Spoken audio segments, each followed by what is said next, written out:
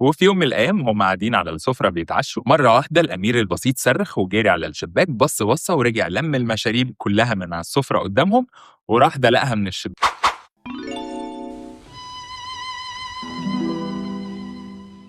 كان يا مكان في قديم الزمان وفي مملكة بعيدة عاش ملك طيب وعادل مع ولاده الثلاثة حياة سعيدة.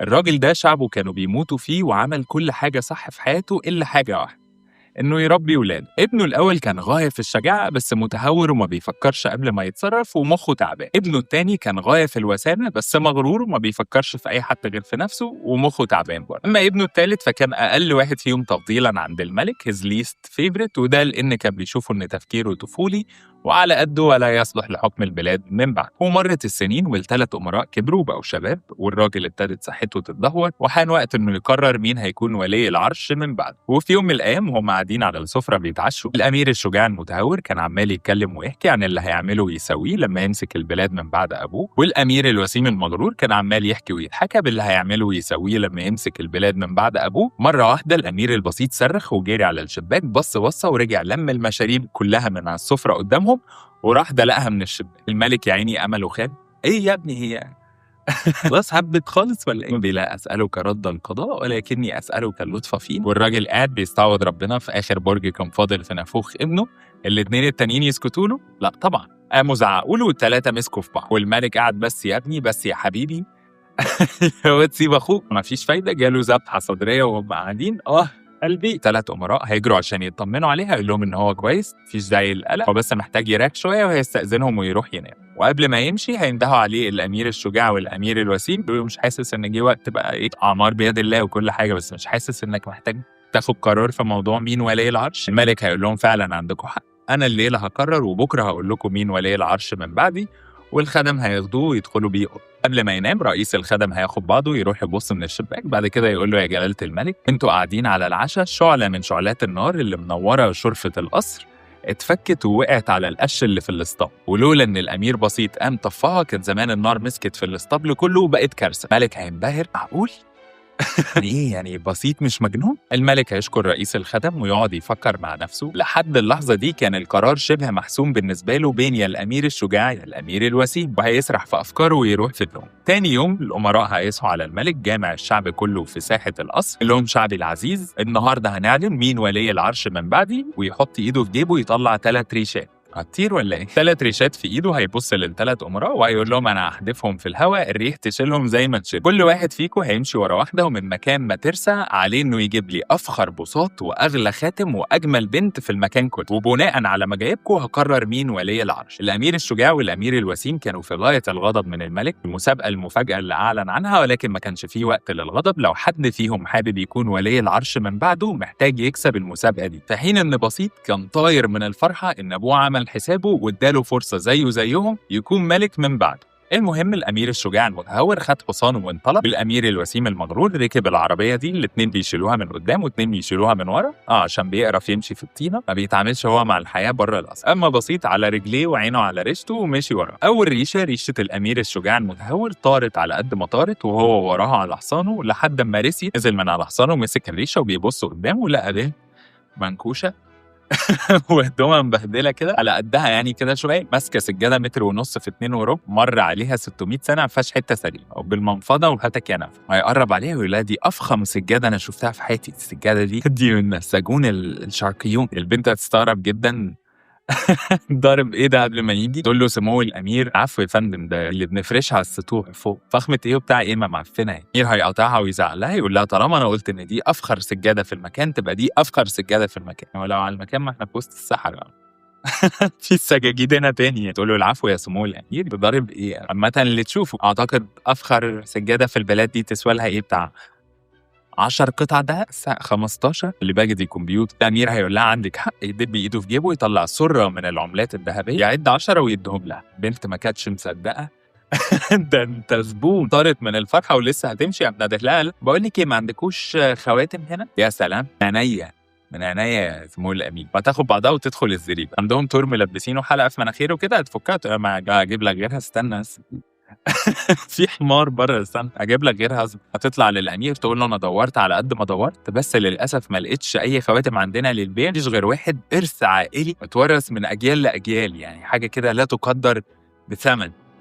أنتِ رخيصة. الأمير هيقاطعها ويقول لها لمّي الفيلم الهندي اللي أنتِ عاملاه ده ما لوش لزوم، أنتِ مش واقفة في سوق الخميس، كلمي أمير، عايزة كام اخلصي، لو أمي عرفت هتموتني، بس يعني ممكن أديه لك ب20. الأمير هيدب إيده في الكيس يعد 20 عملة ذهبية ويديهم لها، هياخد منها الخاتم وقبل ما يمشي هيبص لها كده يقول لها ما تعرفيش أحلى واحدة أحلى واحدة في المكان هنا فين؟ آه طبعًا. يقول لك نظر، إحنا في وسط الصحرا أكيد مش ستي اللي متجوزة بالسجادة اللي أنت لسه واخدها. الأمير هياخدها بصة من فوق لتحت كده ويقول لها تعالي. ماشي قشطة تعالي، تحبي تسكني في القصر؟ هتقول له آه طبعًا، هيقول لها اركبي، تقوم راقعة زغروطة ونطة وراها على الحصان، ندهها لأمها قالت لها أنا رايحة القصر، الجوازة دي مشيت وأنتِ جاية الفرح؟ البسي التونيك اللي شفناه عند مناهد الجمعة اللي فاتت، كويس بالعباية اللي حضرتِ بيها فرح ناهد، رايحين في القصر من أول يوم أنا هابقى ملكة. الأمير هياخدها وينطلق في رحلة الرجوع للقصر. تاني ريشة الأمير المغرور، الهوا هيشيلها قد ما يشيلها والخدم يا عيني شايلينه في عربيته وبيجروا وراها فين وفين لحد ما هترسى على عتبة دكان قديم مكحكح. ده هيفتح ستارة العربية كده يبص يقول لهم أنا لا يمكن أنزل من العربية، لا يمكن أدخل المكان ده، سوري، دونا عن المملكة كلها، بقى أنا الأمير جميل جمال ملوش مثال أدخل الدكان المعفنة دي؟ استحالة طبعًا. هيقوم ضارب إيده في جيبه مطلّع سُرة من العملات الذهبية كابش حبة مدّيهم للخدم ويقول لهم ادخلوا هاتوا لي أفخر سجادة في المكان المعفن ده. واحد من الخدم هياخد الفلوس فعلًا ويدخل الدكانة شوية ويطلع له بسجادة معفنة كده يقول له دي يقول له دي أنضف حاجة لقيتها جوّه، تحب اسمعك تشوفها؟ يقول له لأ أشوفها إيه؟ شوف إيه القرف ده؟ خلّصت الفلوس؟ بقى حاجة من الفلوس والّا هيقوم دابب إيده في سُرة الفلوس تاني كابش حبة مدّيهم للخادم ويقول له ادخل هات لي أغلى خاتم في المكان المعفن ده. ما الخادم هياخد الفلوس وفعلًا يدخل الدكانة وشوية وهيطلع له إيد في جيبه وإيد مأنجش بيها واحدة. ماسك واحدة في إيده، يطلّع إيده من جيبه ماسك خاتم يقول للأمير دي أنضف حاجة لقيتها جوّه، حضرتك تحب تشوفه؟ تاني هيقول له بلاش قرف، أشوف إيه وبتاع إيه، مين دي؟ الخادم هيقول له أنا عارف إن اسمك مشغول جدًا ما عندكش وقت عشان نوفّر المشروع، والبت المعفنة دي بنت صاحب الدكان، صدّقني أحلى واحدة في المكان جوّه، أنا حكيت لها الموقف وهي موافقة وتمام. الأمير هياخدها بصّة من فوق لتحت كده ويقول لهم حطوها مع السجادة على ضهر العربية كده من ورا ويلا على القصر بقى عشان خلاص مش قادر أقعد من غير تكييف أكتر من الجو صعب أوي في المملكة دي، مملكة ما يتقعدش فيها. لا يمكن أستحمل القرف. فعلًا البنت هتركب والخدم ياخدوا العربية بيها وبيه وبالسجادة ويرجعوا على القصر. تالت ريشة الأمير البسيط، طارت على قد ما طارت ومشي وراها على قد ما مشي لحد ما رسيت في غيط، قعد جنبها يبص يمين ما فيش صريخ ابن يومين، يبص شمال ما فيش غير صوت صرصار الحقل.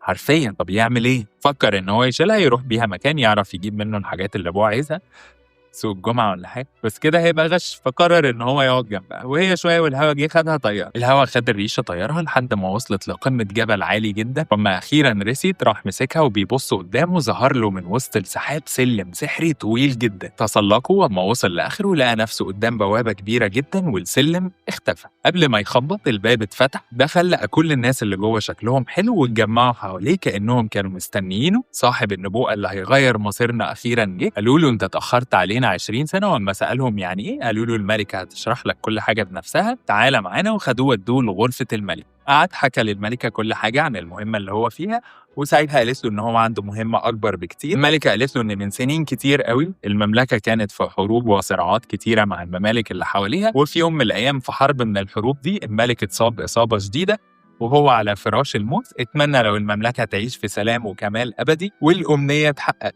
أول ما نفض أنفاسه الأخيرة بيبان المملكة اتقفلت علينا والمملكة باللي فيها طارت في الهوا ومحدش سمع عنها تاني، وبمرور السنين أكيد الناس تحت نسيونا وقصتنا بقت أسطورة بتتحكي للأطفال الصغيرة. مش قصدي حاجة بس ولا حد بيجيب سيرتكم أصلا ولا حتى بتحكي للأطفال، عمر ما حد جاب لي سيرتكم يعني ولا عمري سمعت عنه. المهم أنتِ عايزة إيه يعني؟ إيه المطلوب يا حاجة؟ هتقول له لازم تاخد ريشة الميزان وتدمرها، وأما يسألها عن مكانها تقوم قالعة العقد اللي حوالين رقبتها فاتحاه ومطلعة له الريشة.